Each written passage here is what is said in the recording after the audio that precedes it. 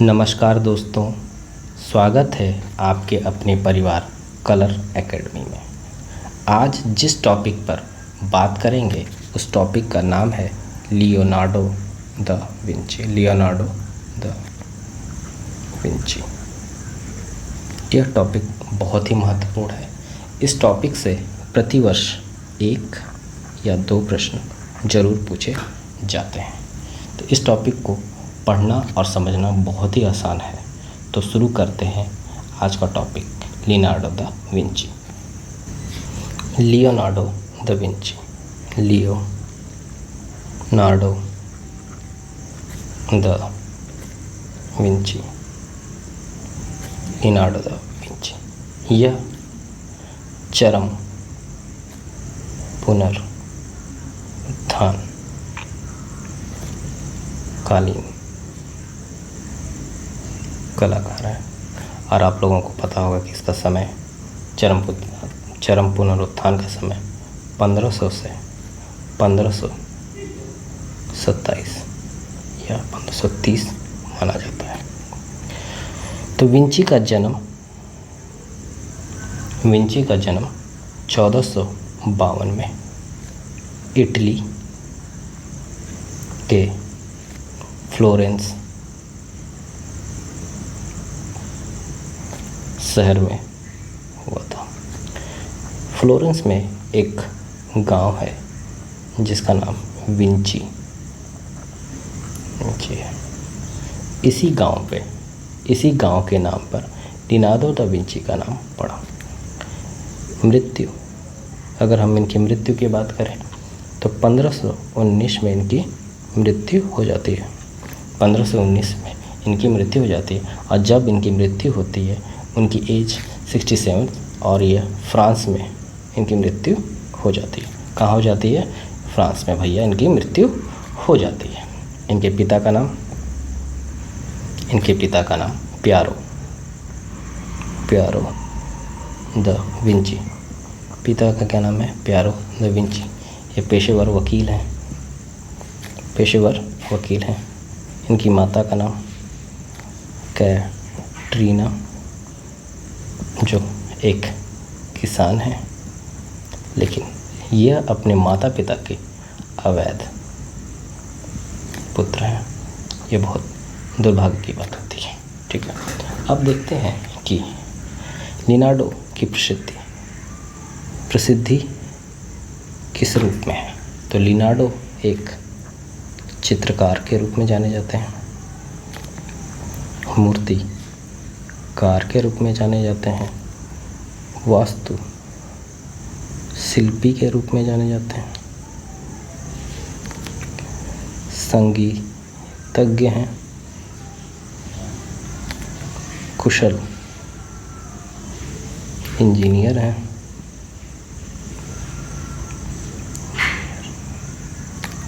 और वैज्ञानिक हैं।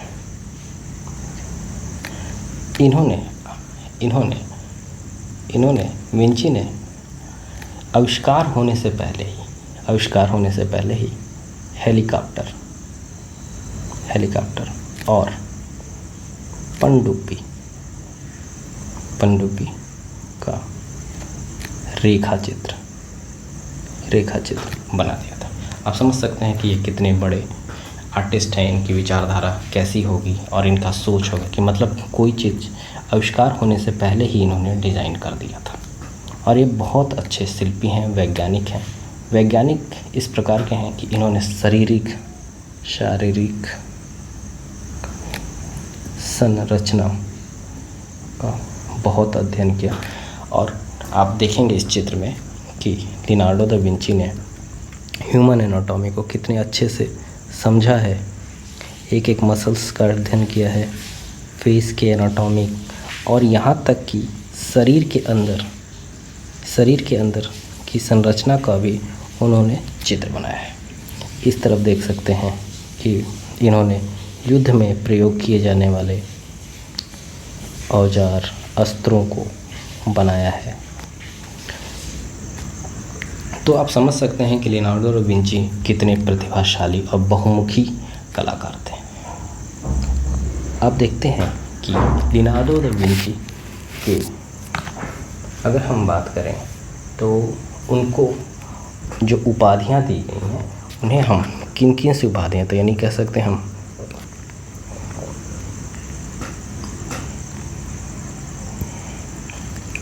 विंची जी की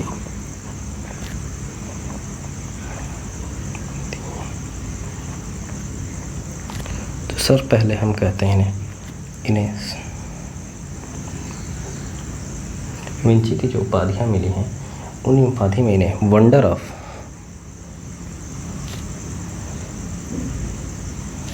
द एज एज कहते हैं। इसका मतलब है युग का आश्चर्य।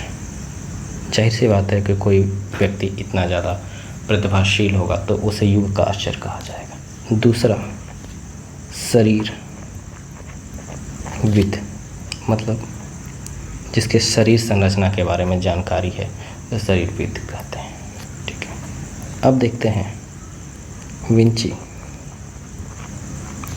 के कला गुरु। तो विंची के कला गुरु के बारे में हम अभी पढ़ेंगे। तो विंची के कला गुरु जो हैं वो हैं वेरेचियो।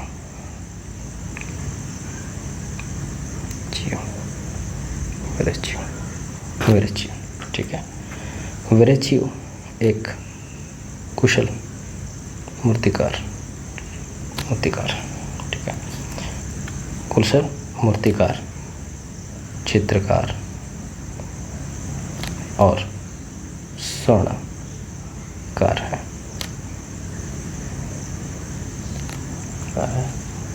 इनका जन्म 1435 और मृत्यु 1488।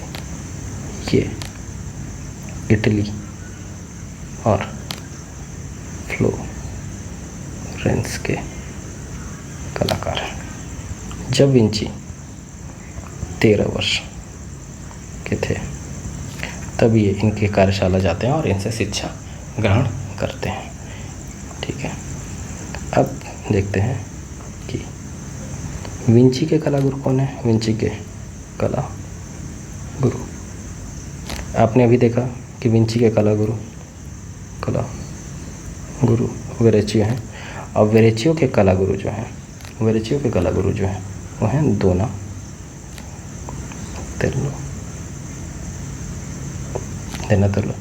ये भी इटली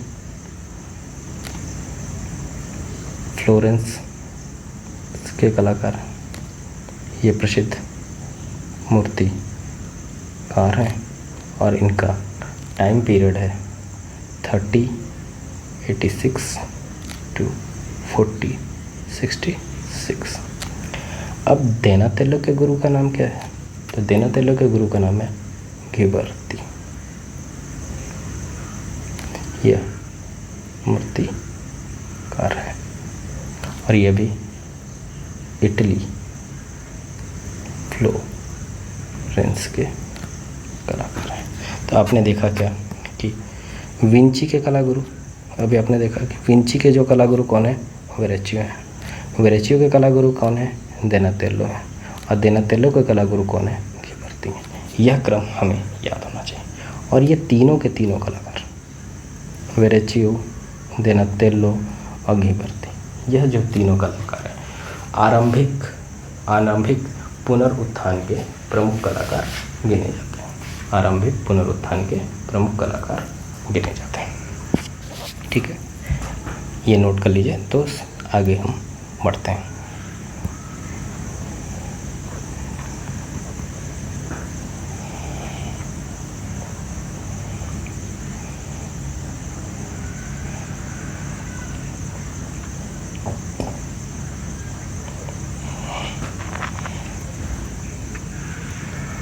अब देखते हैं विंची के प्रमुख मूर्ति। विंची ने किन किन मूर्तियों का निर्माण किया, क्योंकि अभी हमने पढ़ा कि विंची एक अच्छे मूर्तिकार हैं। तो सबसे पहले आता है इन्होंने कांस माध्यम में घुड़सवार बनाया। कांस माध्यम में क्या बनाया? घुड़सवार। और ये चित्र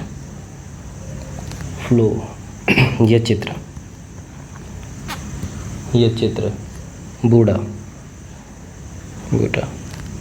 पेस्ट संग्रहालय में है। दूसरा फ्लोरा की अवच मूर्ति बनाई। ये जो मूर्ति है, ये मूर्ति आपकी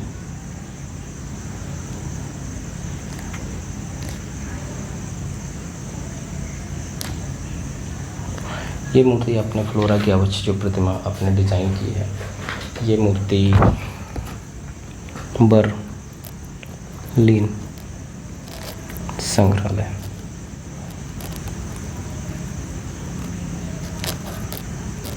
लंदन में, ये मूर्ति बर्लिन संग्रहालय लंदन में, मतलब दो मूर्तियाँ बनाई हैं। एक कांस में घोड़सवार बनाया है और दूसरा फ्लोरा जो बर्लिन संग्रहालय में। ये दोनों ही आप एग्ज़ाम में पूछे जा सकते हैं।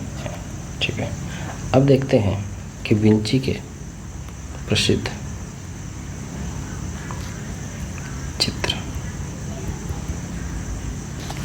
चित्र और ये चित्र हम कैसे पढ़ेंगे? इनको पढ़ेंगे क्रमानुसार, क्योंकि कई बार नेट में विंची से क्वेश्चन पूछता है कि इनके चित्रों के क्रम को लगाएं। तो सबसे पहले है ईशा की वंदना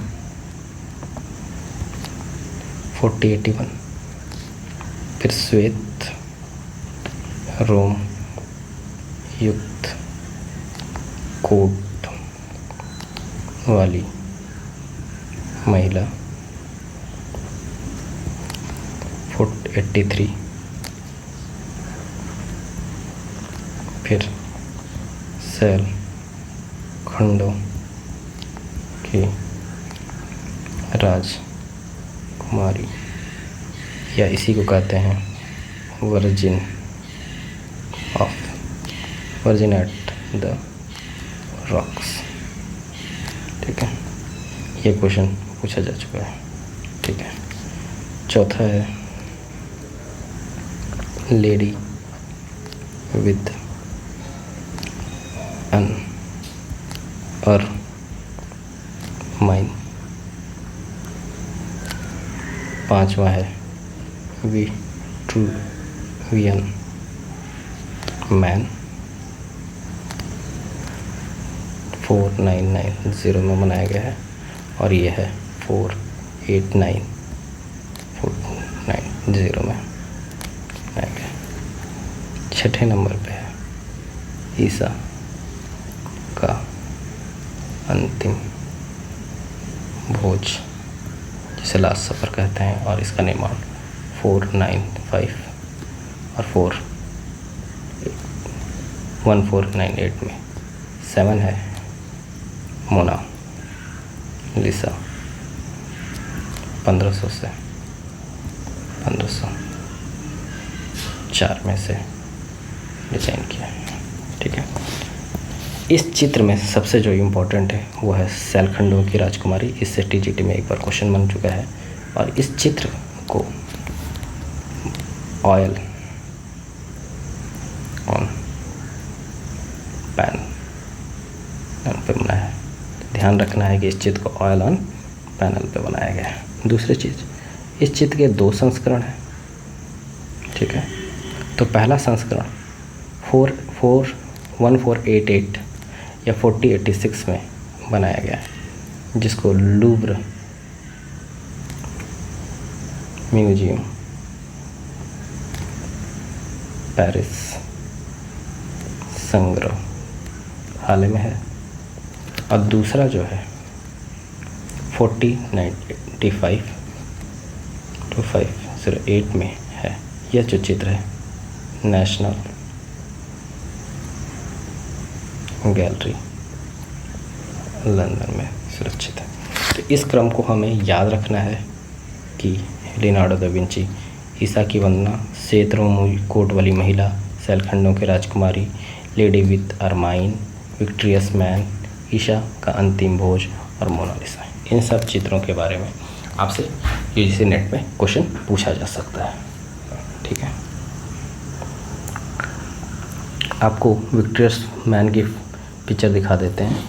तो ये जो चित्र है, इसी चित्र को विट्रुवियन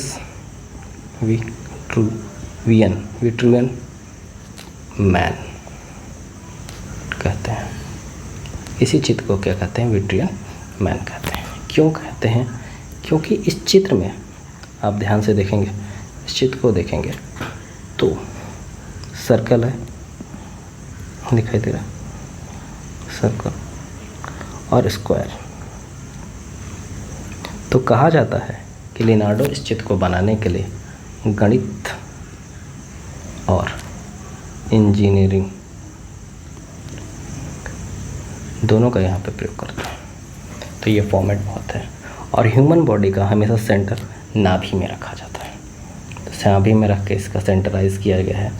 और इस चित्र के बारे में बहुत सारे कॉन्सेप्ट हैं जिसको आगे मैं आगे बताऊंगा अगली वीडियोस में कि विक्ट्रियल फॉर्म के बारे में। और इस चित्र को पेन और स्याही से बनाया गया है। इसी को विक्ट्रियल मैन कहते हैं।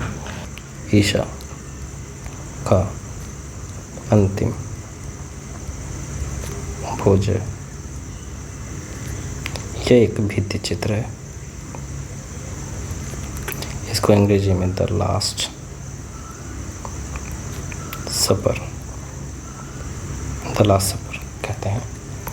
इस चित्र की तकनीक की अगर हम बात करें तो इसको फेस्को बूनो में बनाया गया है। एक फेस्को की दो तकनीक होती है, पहली फेस्को सेको और दूसरा फेस्को बूनो।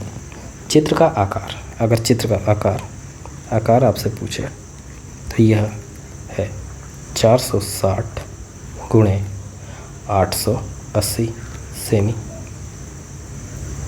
इंच की बात करें तो 180 गुणे 350 इंच। स्थान यह चित्र मारिया डेल ग्राजी चर्च, ये जो चर्च है इटली में ये चर्च बना हुआ है। इस चर्च की भोजनालय की दीवार पर यह चित्र बना हुआ है। यह एक भित्ति चित्र है। ठीक है। इस चित्र में अगर आप पूरे चित्र को ध्यान से देखें तो इस चित्र में आकृतियों की संख्या अगर आपसे पूछे तो आकृतियों की संख्या 13 है। तो यीशु मसीह बीच में बनाए गए हैं। इनके राइट साइड में 6 और लेफ़्ट साइड में 6। मतलब कहने का है कि आप देखेंगे तो 6 शिष्य इस तरफ और 6 शिष्य इस तरफ और बीच में यीशु मसीह। तो इस तरह हो जाते हैं कुल 13 शिष्य। तो इस पूरे चित्र में आप 13 आकृतियों को देख सकते हैं। आइए समझते हैं इस चित्र के बारे में, इस चित्र की विशेषता के और इस चित्र की कहानी के बारे में। यह चित्र ईसा मसीह के सूली पे चढ़ाए जाने के पहले की घटना है। जिस रात अपने शिष्यों के साथ भोजन करते हैं, भोजन करने के लिए यह शानदार मेज़ दिखाई गई है, जिस मेज़ पे ब्रेड्स हैं, मछलियां हैं और इस मेज़ पे इनके किनारे किनारे इनके शिष्य बने हैं। चित्र में अगर हम पीछे देखें तो विंडो से देखेंगे तो यह लैंडस्केप बनाया गया है, लैंडस्केप दिखाया गया है। ठीक है। चित्र में इनका प्रिय शिष्य यीशु मसीह से पूछता है कि आप क्या कहने वाले हैं। तो ईसा मसीह कहते हैं कि तुम में से एक, मतलब तुम में से एक मुझे आज धोखा देगा, तुम में से एक मुझे आज धोखा देगा। यह बात सुनकर सारे शिष्य आश्चर्यचकित हो जाते हैं, सारे शिष्य आश्चर्यचकित हो जाते हैं। इन शिष्यों के चेहरे पर दुख, परेशानी और आश्चर्य का भाव होता है। अगर आप देखेंगे तो इन चेहरों पे दुख, परेशानी और आश्चर्य का भाव दिखाई देगा। ईसा मसीह का एक शिष्य, जिसका नाम, यह प्यारा शिष्य है जिसका नाम जूडस है। इन भाई साहब का नाम जूडस है। जूडस ये क्या करते हैं कि ये राजा को यीशु मसीह की सारी जानकारी दे देते हैं और उसके बदले में इनको पैसे मिलते हैं। तो आप देखेंगे इनके हाथ में धन की एक पोटली लिए हुए हैं और इनके हाथ से यहाँ नमक गिरता हुआ दिखाया गया है। तो नमक गिरना एक अशुभ संकेत है, या कह सकते हैं नमक जो प्रतीक है दुर्भाग्य का, हानि का। इस चित्र में सबसे खास और बहुत ही इम्पोर्टेंट बात है जिसके बारे में हमें ध्यान देना चाहिए। इस पूरे चित्र में ईसा मसीह के सिर के पीछे कोई भी प्रभा मंडल नहीं बनाया है। जबकि आप देखेंगे ईसा मसीह के चित्रों को तो उनके चित्र में उनके सर के पीछे ऐसे प्रभा मंडल होता है, मतलब रोशनी निकलती है, या एक तरह से सिंबल है कि ये ईश्वर है। तो इस तरह का चित्र लियोनार्डो दा विंची ने नहीं बनाया है। तो इसके पीछे का मत ये है कि विंची जो है प्रकृति में विश्वास करते थे, मतलब विंची जो है प्रकृति में यानी नेचर में विश्वास करते थे, और नेचर में विश्वास करने के कारण ईश्वर को भी उन्होंने मानवीय रूप से चित्रित किया है। मतलब पूरे चित्र में आप ध्यान से देखेंगे प्रभामंडल नहीं है। इसका मतलब हम ये कह सकते हैं कि लियोनार्डो दा विंची ने इनको एक मानव के रूप में बनाया है। ठीक है। दूसरी चीज़, एक बहुत इम्पोर्टेंट घटना घटती है जब समय आता है 1652 का। 1652 की घटना इस चित्र के लिए बहुत दुर्भाग्य की घटना थी। उस समय क्या होता है कि चर्च के निवासी जो होते हैं, कुछ चर्च के निवासी होते हैं, वो क्या करते हैं कि दीवार को काटकर यहाँ से दीवार को काट देते हैं, और काटने के बाद यहाँ पर दीवार काट दिया, काटने के बाद यहाँ पे एक दरवाज़ा बना देते हैं, ऐसे करके दरवाज़ा, जिसके कारण क्या होता है ईसा मसीह का जो पैर है ये कट जाता है। दूसरी सबसे बड़ी बात, जब वर्ल्ड वॉर सेकंड आता है तब नाज़ी क्या करते हैं, नाज़ी इस चर्च के आसपास, चर्च के पास बम गिराते हैं, जिससे ये चित्र पूरी तरह से क्या कह सकते हैं क्षतिग्रस्त हो जाता है, चित्र खराब हो जाता है। बमबारी से चित्रों को काफ़ी हानि पहुंचता है। तो इस चित्र के सारे कॉन्सेप्ट्स आप समझ चुके होंगे। इस चित्र के बारे में मुझे लगता है कि आप अच्छे से समझ चुके होंगे कि इस चित्र में एक्चुअल में क्या लियोनार्डो दा विंची ने दिखाया है और इसका नाम लास्ट सफ़र क्यों बना है। ठीक है, अब याद करते हैं कि इसमें सबसे ज़्यादा जो हमें याद रखना है वो क्या है कि इस पूरे चित्र में आकृतियों की संख्या 13 है। ठीक है, तकनीक क्या है, फेस्को बूनो, शोको नहीं, फेस्को बूनो। यह एक भित्ति चित्र है, ना कि पेंटिंग है। तो कई बार लोग इसे पेंटिंग लगा के चले जाते हैं, लेकिन यह एक भित्ति चित्र, और भित्ति चित्र का मतलब होता है दीवार पर बनना। भित्ति का मतलब क्या है, दीवार। जब भी आपसे कोई कहे कि भित्ति चित्र, यानी आप समझ जाइए कि दीवार पर कोई चित्र की बात कह रहा है। आयोग ने कई बार हिंदी में ना इंग्लिश में नाम दिया है द लास्ट सपर। तो आपको लास्ट सपर याद करना है, ईशा का अंतिम भोज याद करना है, ठीक है। इसका आकार सेमी और इंच दोनों में याद कर लेना है। और यह इटली के मारिया डेल ग्राजी चर्च में बनाया गया है, ये भी याद कर लेना है। तो इस चित्र से जुड़ी सभी जानकारी मैंने आपको बता दी है और मुझे लगता है कि यह चित्र आपको अच्छे से समझ में आ गया होगा। और इससे जो भी प्रश्न आपके नेट